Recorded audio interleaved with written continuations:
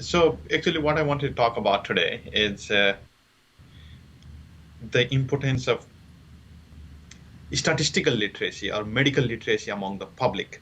I have had this feeling since a long time, but because of this coronavirus pandemic, it became more apparent that the lack of statistical literacy in public is a big public health issue in itself.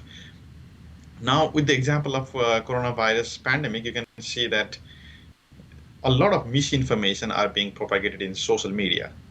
Today's world is not the traditional world where you get information from authentic channels only, from news sources or newspapers or government messages. Nowadays, you get a lot of information from social media. Actually, social media has become the prime source of information for all the people because it's live as it happens, and it can disseminate to a wider audience in a matter of hours. But the bigger problem that created is it also became easier for misinformation to be propagated earlier, not only correct information.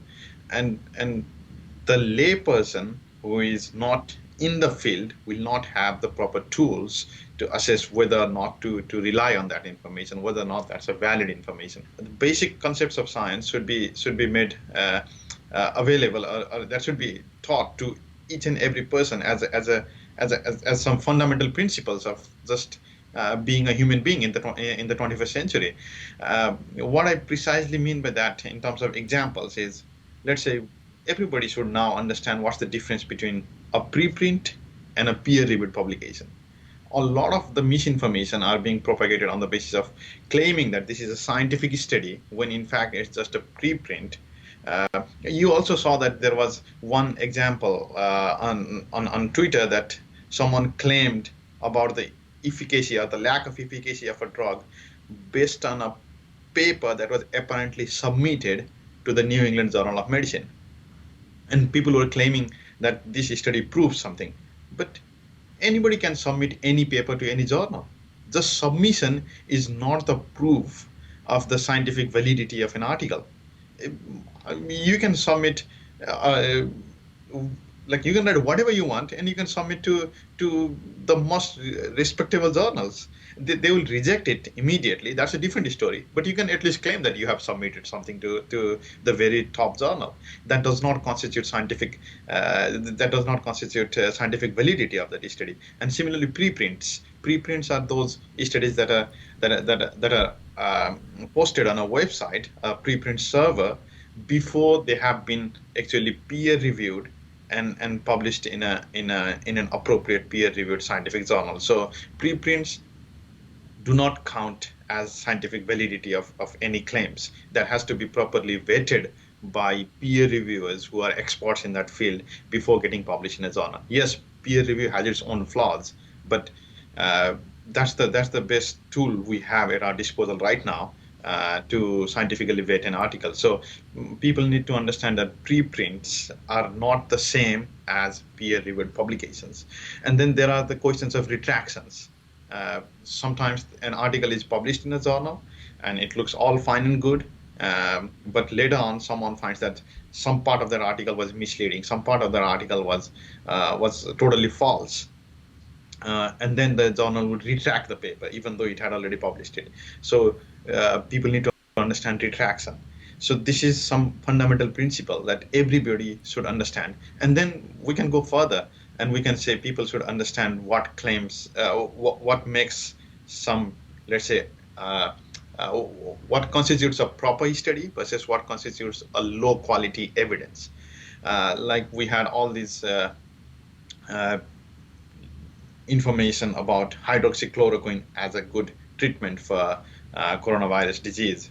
And the claim for hydroxychloroquine as an effective treatment did not come from randomized controlled trial. So what that means, even if you don't go into the details of the trial designs, people should understand that proper quality evidence comes from randomized controlled trials and other evidence, just observational studies, retrospective studies. They only generate hypotheses, they cannot generate scientific evidence. You would see in television news, people were broadcasting about one particular that I was on the verge of death. I got hydroxychloroquine or some other drug, remdesivir, and then now I'm back to life. So this drug saved my life. Is that a scientific claim? No, because that's one patient out of I don't know how many patients got the drug. And then other patients, maybe they did not have such favorable outcome. Maybe 900 died despite getting the drug, and it was just one patient out of 1,000 patients who did well after getting the drug. So we are like cherry picking each specific example that fits our agenda. That's not how proper science is done. And then if you are not doing a proper randomized trial where certain group of patients get the drug and certain group of patients do not get the drug, you do not actually know whether this patient got better regardless of getting the drug or because he got the drug. He would have gotten better anyway in certain cases. Or he could have gotten better because of the drug, but we don't know that unless we do a proper study. So people need to understand these aspects, whether it was a randomized trial, whether this drug actually improved outcomes, and then people need to understand about the purpose of the trial was, what's the primary endpoint. Like these are basic principles, and these are not valid only for coronavirus disease. We might have another pandemic in the future.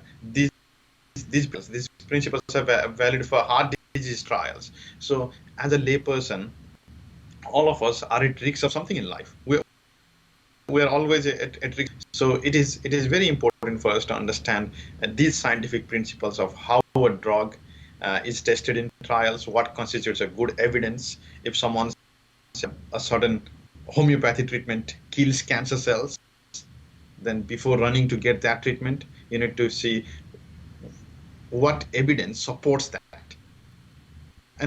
And same is true for as well. If someone says, oh, because you'll die from side effects, you should ask these questions. Where did that data come from? Was it a randomized trial? What happened to people who did not get the drug? What happened to people who got the drug? What was the magnitude of difference? People can say it was significant, but what does significant mean? Like there can be a difference. For example, there is a difference between of, let's say, 5 days in terms of getting better between receiving remdesivir and not receiving remdesivir for coronavirus disease. So it is statistically significant. But what is the actual difference? It's the difference of 5 days. Now you have to be careful about whether that 5 days is actually relevant or not.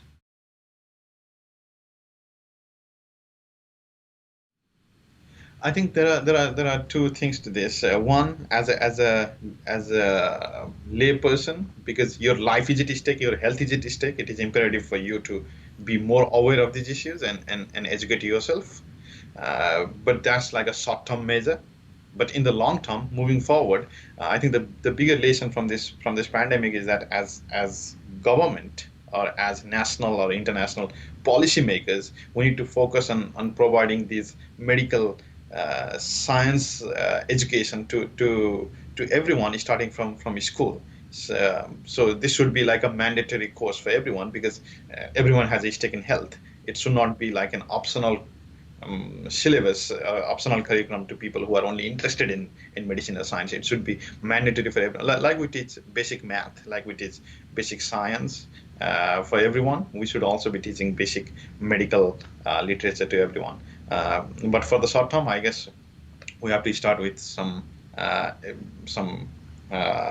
let's say video lectures or television lectures or in newspaper articles, magazines. They should give space for public education of such principles.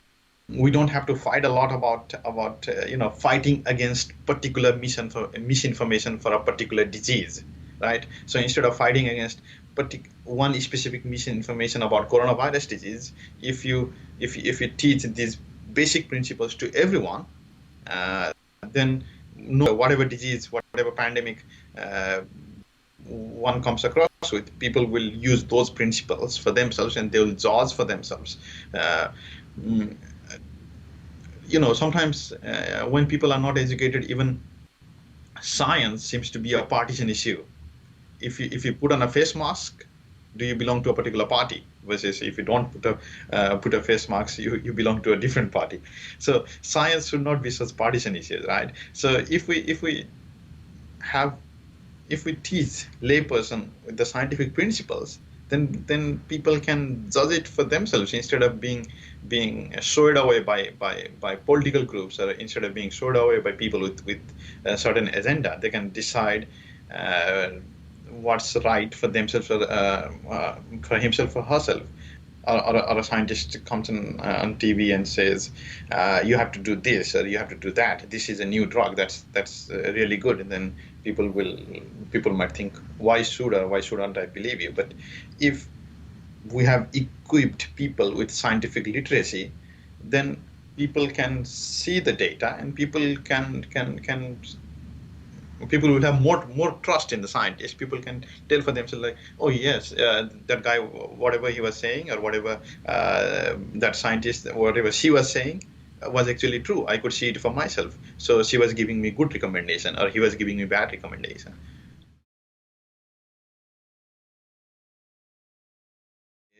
And I guess there will be a lot of issues with polishing social media, or restricting people access to certain websites. There will be a question about freedom and right. Uh, so I guess the best defense for us is education. There is no other way about it. If we can educate people properly, then people will be the best judge for themselves, and people will stop believing these websites that are making false claims, exaggerated claims, and just doing clickbait journalism. I guess there is no other way about it.